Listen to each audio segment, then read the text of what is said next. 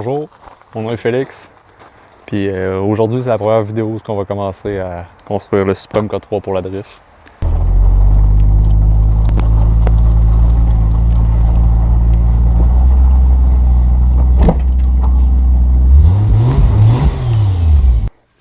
Donc bon, ça se permet d'ouvrir le coffre. On peut voir un peu l'avancement que j'ai déjà commencé à faire, là. Un gros problème des Supreme K3, c'est que c'est pesant. Fait qu'on va vraiment essayer d'enlever le maximum de poids, là. Si on peut voir juste la différence, dans le fond, là, j'ai installé mon premier GT2i, là, mon banc, versus le banc d'origine. Il doit y avoir une différence de 100 livres entre les deux, là. Je dis ça comme ça, là, mais c'est juste incroyable comment ceux-là sont pesants, là, sont 100% électriques, là, sont lourds. Fait que déjà, on va gagner beaucoup. Tout ce qu'il y a en arrière ici, ça va peut-être vider, là. On a la tank à gaz d'origine, ça s'en va. J'ai déjà commencé à couper le coffre. Comme vous pouvez le voir, là, on va finir par le couper au complet. On va couper les frame rails à peu près à cette hauteur-là ici pour pouvoir partir nos bumpers en tube. Fait qu'on va vraiment essayer de... L'objectif de ce char-là, ça va être surtout d'enlever un maximum de poids pour le rendre compétitif parce que vraiment, ils sont pesants.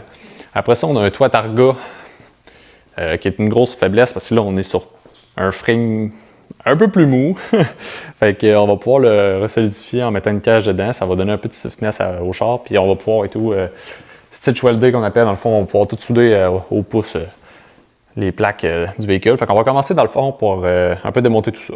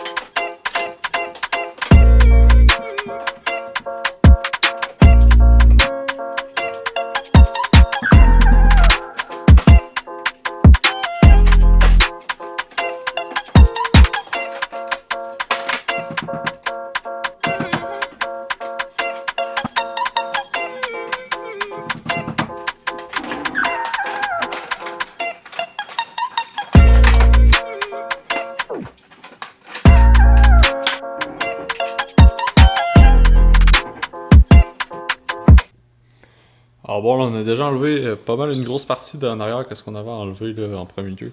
On est rendu plus sur les bancs en arrière là, présentement. Là. J'ai déjà enlevé la banquette. Dans le fond, qu'est-ce qui va être important, ça va être d'enlever, ça c'est pas le... d'enlever toutes les choses dans le fond pour le son et la vibration de la route. Tu sais, à la gang, ça peut pas... Ça rajoute du poids et tout. Fait qu'on va tout enlever ça. On va tout vider le châssis. Tout enlever les petites braquettes, là, j'ai déjà commencé. Là. On va tout enlever ça. Puis éventuellement, on va pouvoir tout enlever aussi les doublures de métal inutiles. Quand on va se lancer là-dedans, on va aller faire l'autre côté.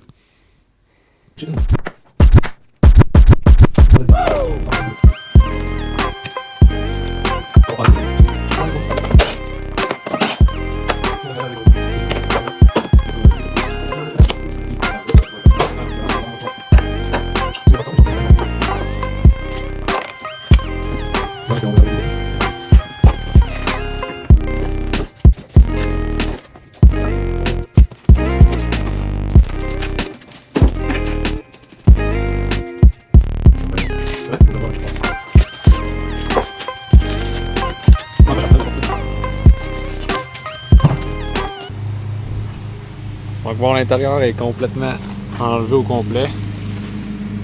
Fait que maintenant, la prochaine étape, ça va être de s'attaquer à tout enlever le bordel un peu. On va tout refaire les couettes de fil. On va en enlever une grosse partie.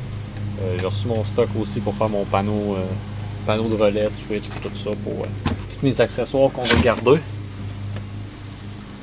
Ça va être à peu près ça. Là, j'ai commencé à enlever aussi toutes les braquettes là, inutiles là, qui sont spot weldées à la voiture. Dans le fond, je fais ça avec cet outil que j'ai commandé sur Amazon. C'est pour ça qu'il y a une petite pine de centrage. Ça enlève quand même assez bien. Là. J'ai essayé une, puis on va faire ça partout dans l'auto avec toutes les braquettes qu'on n'utilise plus. Même chose en arrière. Là.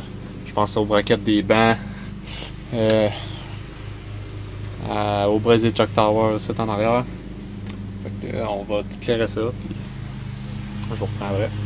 Donc bon, petit update de ce qu'on en est maintenant. Ça a très bien avancé, là. Ça fait plusieurs jours que là... plusieurs par soir, là, parce que je travaille en même temps. Fait que le soir, je travaillais sur tout ce qui est le filage. J'ai pu en éliminer beaucoup. Comme vous pouvez voir, là, il en reste vraiment pas tant que ça. Tout ce qui reste est soit nécessaire ou soit j'ai pas encore fini de suivre tous les fils un par un pour savoir qu'est-ce que je peux enlever, qu'est-ce que je peux ne pas enlever. On a commencé à checker pour comment on allait faire fitter la fiole sel. Je vais faire une vidéo complète pour comment que ça, on va monter ça dans le Supra. Là, j'ai commencé aussi, j'ai torse mon stock là, pour faire mon petit panneau de switch. Ça va ressembler à ça. Là. On va avoir tous les switches avec les relais pour tout ce qui est les fans, pompe à gaz, lumière, etc. On a un petit breaker pour notre Toxbim. Puis après ça, ça va être pour le power steering électrique qu'on va changer. Là. J'en ai acheté un de Volvo. Fait qu'on va pouvoir tester ça. Tout faire une vidéo juste pour ça. J'ai passé 2 soirs à tout trier les fils par couleur pour pouvoir réutiliser au besoin pour se faire un beau code de couleur pour pouvoir faire tout notre nouveau filage et notre nouvelle harness. Fait que je suis assez content, ça avance bien, mais là, faut que je me dépêche et tout ça. C'est pour ça que je peux pas tout filmer. Là. Je suis tout seul, fait que là, dans 2 semaines, il faut que j'aille faire la cage.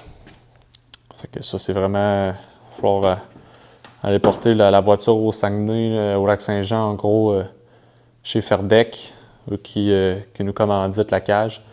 Fait qu'on va pouvoir aller faire ça avec eux. D'ici 2 semaines, on s'en va porter l'auto là-bas, puis j'en aurai à peu près pour 1 ou 2 fins de semaine à travailler là-bas avec eux autres. Tout faire fitter la cage, puis comment je la veux, puis tout ça. Fait que c'est à peu près ça. C'est là qu'on en est rendu. J'ai tout enlevé, en fait. Tout fini d'enlever. Les brace tower, la tank à gaz d'origine. Il n'y a plus rien dans l'auto. On se prépare à pouvoir faire la cage. Là. On est vraiment rendu là. Le filage, il reste juste les lumières qui sont pluguées ainsi que bien sûr l'harness pour le moteur. Sinon, il ne reste vraiment plus rien dans l'auto. Là, dans le fond, en allant faire la cage, on va aussi préparer tout le châssis à le mettre bien propre. Je me suis acheté une petite peinture avec du stainless, là, du stylite. Petite comme ça. Là. Ça va être ça à la coche. Pouvoir faire tout ce qui est le frame, le mettre tout uniforme.